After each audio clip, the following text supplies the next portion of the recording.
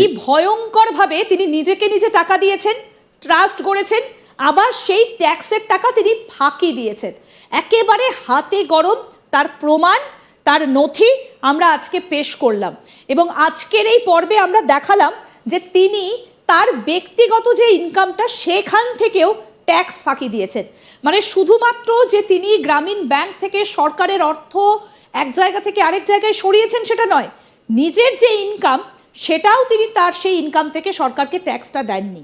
মানে এবার বোঝা যাচ্ছে, নিশ্চয়ই আপনারা বুঝতে পারছেন যে তলে তলে কতটা তিনি সাজিয়েছেন। কিন্তু দাদা প্রশ্ন এখানে, এত কিছু যে এতগুলো বছর ধরে চলেছে সেখানে সরকার কি করছিল? কেন তার থেকে এটা আদায় করা হয়নি? কেন তার প্রতিষ্ঠানগুলোতে বন্ধ করে দেওয়া হয়নি?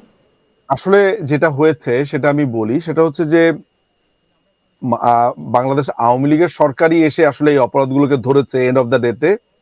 এখানে একটা ব্যাপার যেটা ঘটেছে সেটা হচ্ছে যে ইউনূস যখন আপনার 2011 সালে গ্রামীণ ব্যাংকের এমডি হিসেবে সে নিজেই একটা মামলা করে এখানে থাকার জন্য, সরকার কিন্তু যায়নি এবং শেষ পর্যন্ত সেই মামলাটাতে হেরে সে তো আপনার এমডি হিসেবে অপসারিত হয়। অপসারিত হওয়ার পরে তারই সিন্ডিকেটের অনেক সদস্য এই গ্রামীণ ব্যাংকে থেকে যায়। তারই বোর্ড সভাপতিগুলোকে সেই নিয়োগ করেছে, সেখানকার স্টাফ থেকে শুরু করে সবাই। ফলে এটা একটা এমন একটা সিন্ডিকেট যে সরকারের পক্ষে দ্রুত ট্রেস করাটা একটু দুষ্কর ছিল।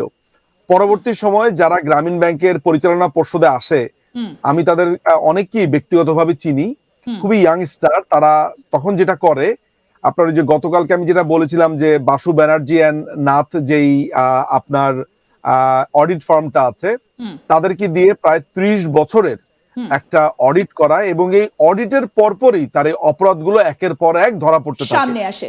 একদম দাদা, এই ট্রাস্ট গুলো এখনো আছে? এদের অস্তিত্ব আছে এখনো?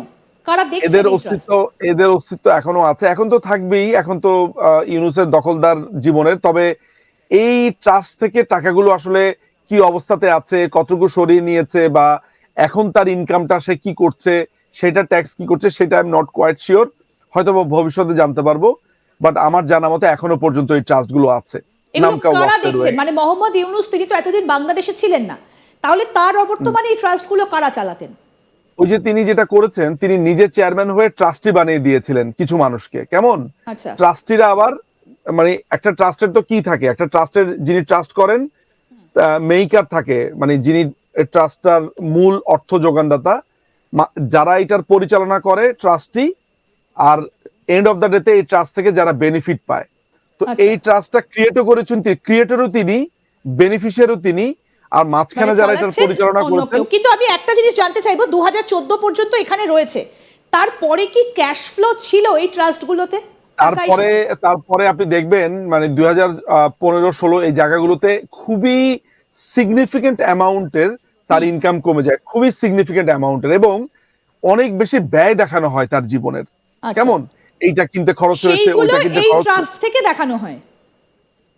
না, তখন এই ট্রাস্টে আর টাকাটা রাখে না, টাকাটা তিনি ট্রাস্টে হঠাৎ করে টাকা দেওয়া বন্ধ হয়ে যায়, কারণ এটা তো অলরেডি ধরা খেয়ে গিয়েছে, তাই তো? ধরা খাওয়ার পরে তিনি যেটা করেন, তার মোড অফ তার এই পুরো পদ্ধতিটা তিনি চেঞ্জ করে ফেলেন। আচ্ছা, মানে যত রকম ভাবে ফাঁকি দেওয়া যায় সব রকমের পন্থা তিনি একেবারে বাতিলে ফেলেছেন। সব রকমের তিনি ব্ল্যাক রোড গুলো চেনেন, সব ধরনের অন্ধকার রাস্তা তিনি চেনেন। একদমই। অনেক ধন্যবাদ দাদা, খুব সুন্দরভাবে আজও আপনি তুলে ধরলেন। আজকে আমরা তৃতীয় দিন এই সিরিজের, যে মোহাম্মদ ইউনূস কিভাবে টাকাগুলো নয়ছয় করেছে। প্রথমে গ্রামীণ ব্যাংকের টাকা, তারপর সেখান থেকে গ্রামীণ টেলিফোনস, বাইরের অনুদান, এবং আজকে দেখালাম কিভাবে ইনকাম ট্যাক্স, সেই ট্যাক্সগুলো যেটা নিয়ে মোহাম্মদ ইউনূস এতদিন ধরে বলতেন যে তাকে রাজনীতিতে ফাঁসানো হচ্ছে, আজকে তার হাতে গরম প্রমাণ। ভুল করতে পারে মানুষ, তার ফেরেশতা না, সেটা আমি স্বীকার করি। সেটা ধরে দেন, আমরা অনেক হয় ভুল করি, আবার সব আমি নিজে করেছি ভুল, দেখুন আমার সঙ্গে যারা আছে তারা ভুল করেছে, সেটা হবে। যেগুলো একটা কাজ করতে গেলে ভুল ভ্রান্তি এক জিনিস, অপরাধ আর জিনিস, এই দুটোকে আলাদা করা। একটা ভুল ভ্রান্তি, একটা অপরাধ। এটা কি দাদা, এটা আপনার কাছে জানতে চাইবো যে আইনজীবীদের মাঝখানে দাঁড়িয়ে এটা কি বলছেন উনি? আপনিও তো একজন আইনজীবী, মানে এটাও কি আইনের মারপ্যাচ? আপনি প্রথমে যদি একটু একদম খুবই রিজনেবলি চিন্তা করেন, দেখুন এই যে তিনি বলছেন যে মানুষ ভুল করে, মানুষ মাত্র ভুল হয়, তিনি কিন্তু একটা ক্রিমিনাল অফেন্স করেছেন। ক্রিমিনাল অফেন্সটা কি? যদিও তার বিরুদ্ধে এটার মামলা হয়নি, আপনার করের মামলা ট্যাক্স দেওয়ার পরে, কিন্তু আমি আমার সাজেশন সবসময় ছিল এর বিরুদ্ধে একটা আপনার ফৌজদারি মামলাটা করা, আসলে ক্রিমিনাল মাইন্ডের জন্য। দেখুন কিভাবে হাত পা নাড়িয়ে তিনি বোঝাচ্ছেন, অর্থাৎ এই যে তিনি ট্যাক্স ফাঁকি দেওয়ার জন্য তার যে চালাকিটা দেখুন, আপনার ভুলের কারণে আপনি ট্যাক্স, এমন হতে পারে যে আপনি ক্যালকুলেশন করতে ভুল করেছেন, আপনার 10 টাকার জায়গাতে আপনি 5 টাকা দিয়েছেন, ওইটা ভুল হতে পারে, কিন্তু আপনি জানেন যে আপনার টাকাটা আপনি দিবেন না, এইটার জন্য আপনি আইনের বিভিন্ন ধারা কেন্দ্র করে আপনি নতুন অর্গানাইজেশন বানাচ্ছেন, এটা হচ্ছে ক্রিমিনাল মাইন্ড। এই যে আচ্ছা। তিনি হাত পা ছুঁড়ে বিভিন্ন মানুষকে বোঝাচ্ছেন কি নিরীহ একটা চেহারা নিয়ে, যেন তিনি ভাজা মাছটা উল্টে খেতে পারেন না, তিনি জানেনই না তিনি কি করেছেন, কিন্তু আলটিমেটলি তিনি এই কাজটা করেছেন। এবং আরেকটা ব্যাপার যেটা এখানে খুবই লক্ষণীয়, সেটা হলো তিনি এটা বলছেন, এই যেই ভিডিওটা এখানে আছেন, যে দেখবেন আরেকটা ভিডিও এখানে আছে, যে কোনো মানুষই অপরাধ প্রমাণিত হওয়ার আগ পর্যন্ত তিনি নির্দোষ। হ্যাঁ। এই একই মানুষ কিন্তু আবার মাননীয় আপনার প্রধানমন্ত্রীর যে তার বোনের কন্যা, অর্থাৎ বা বঙ্গবন্ধু কনিষ্ঠ কন্যার শেখ রেহানার যে মেয়ে টিউলিপ সিদ্দিক, ব্রিটিশ মন্ত্রী, তাকে তিনি সরাসরি অপরাধী বলে সাব্যস্ত করছেন।